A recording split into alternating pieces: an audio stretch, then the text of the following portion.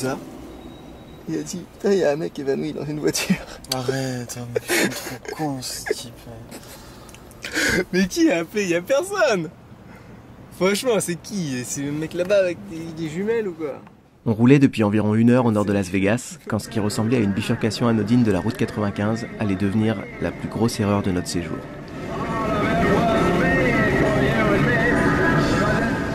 Le simple fait d'emprunter cette route nous mettait déjà en infraction et probablement dans la ligne de mire de 2 ou 3 avions furtifs. Officiellement, on voulait juste visiter Mercury, une petite ville fabriquée de toutes pièces dans les années 50 pour héberger les militaires et leurs familles, une ville désormais quasi déserte. En réalité, ce qui nous intéressait vraiment, c'était de nous approcher au maximum d'une base militaire qui alimente les plus folles théories et rumeurs depuis plusieurs décennies.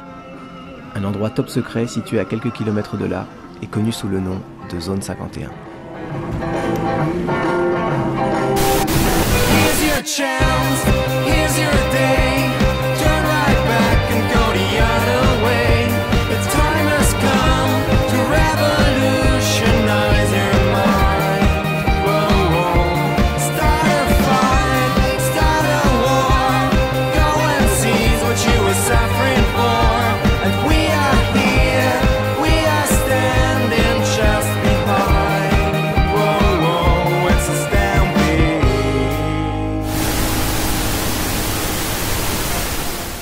Usine à légendes urbaines, la zone 51 est sans doute l'endroit le plus secret des États-Unis.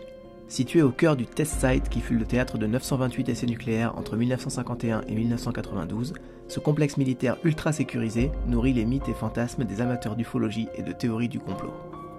Officiellement, l'armée y teste des prototypes d'avions. Mais dans l'imagination populaire, on y trouve en vrac des hangars menant à des bases souterraines secrètes, des garages à ovnis, les débris de la soucoupe de Roswell, et même les cadavres de ses occupants. Nombreux sont les curieux ayant tenté de s'en approcher, mais ces pauvres bougres se heurtent désormais à l'extension progressive de la zone interdite au public, ainsi qu'au renforcement de la répression, les transgresseurs encourant la peine de mort, assortie d'une amende de 595 francs. C'est bon, je foule le sol de la zone 51. Alors là, ils vont partir, ils vont venir me choper et je vais avoir mal. Mais qu'est-ce que c'est ça? Mission camouflage. Oh là là.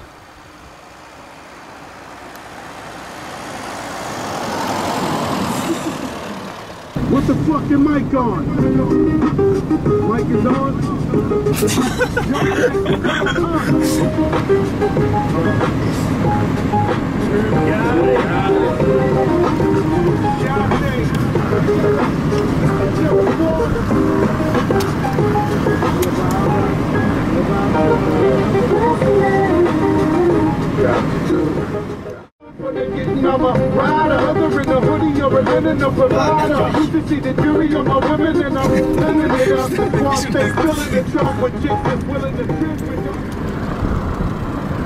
Allez.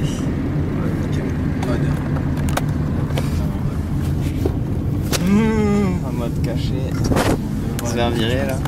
Je pense qu'avec notre ami transporté. Monsieur, bonjour. Oui, bonjour.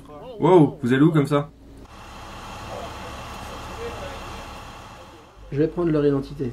Vous avez une pièce d'identité? Oui, il y a. Les passeports.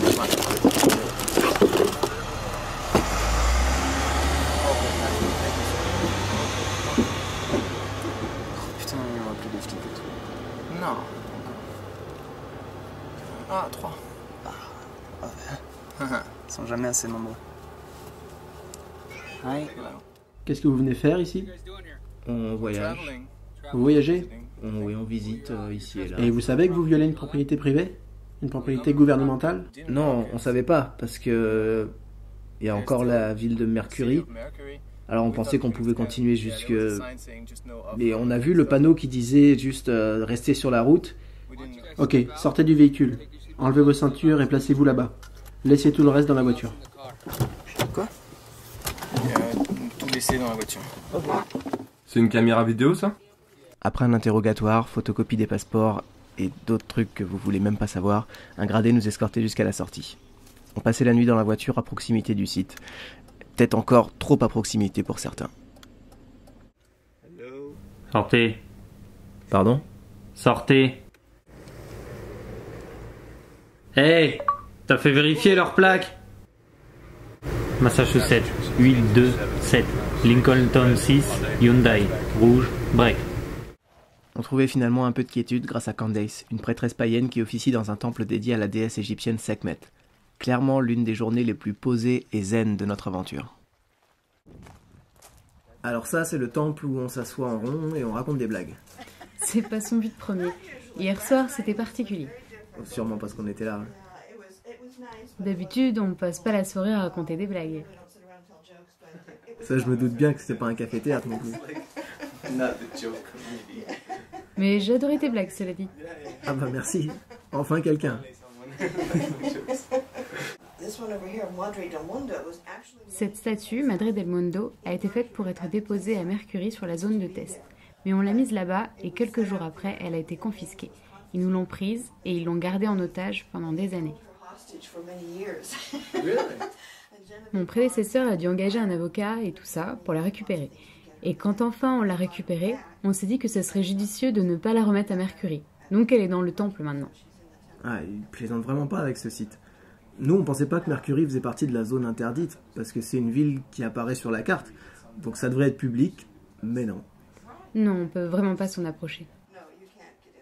Et là, on a la Vierge de Guadalupe.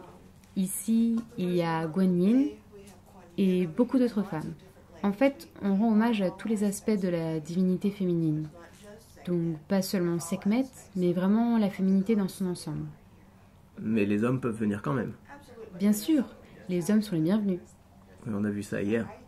Je dis souvent que la déesse est une féministe, mais qu'elle ne place pas ses fils plus haut que ses filles, ni ses filles plus haut que ses fils. Ils sont tous égaux aux yeux de la déesse. Les Western Shoshone possèdent toute cette région depuis des centaines de milliers d'années. Et dans les années 1840-1850, les États-Unis ont voulu en racheter une partie pour pouvoir voyager plus vite vers la Californie pour chercher de l'or. Donc ils ont trouvé un accord avec les Western Shoshone qui leur ont dit « On ne va pas vous vendre notre terre, mais on va la partager avec vous. »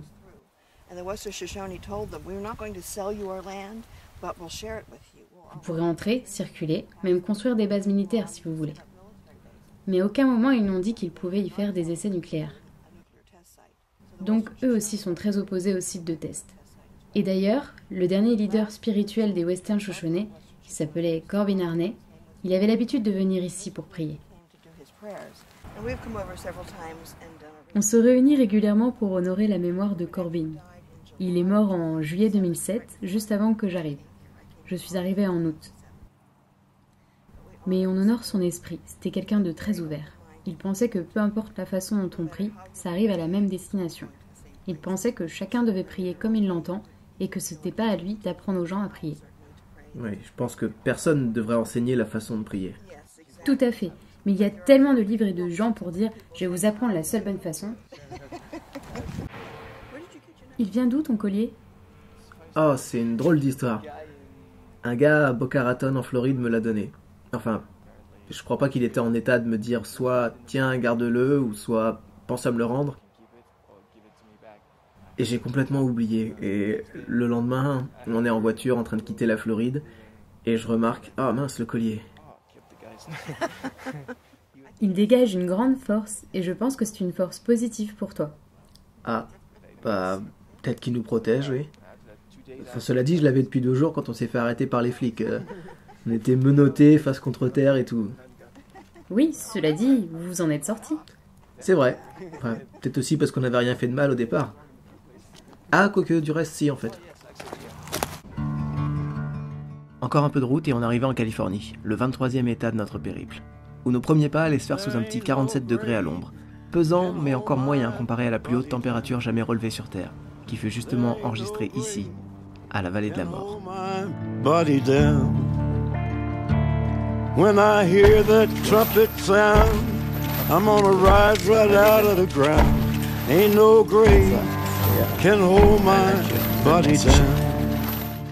Situé à 85 mètres en dessous du niveau de la mer, ce véritable coup de hache du diable dans le désert de Californie aurait coûté la vie à de nombreux chercheurs d'or victimes de déshydratation.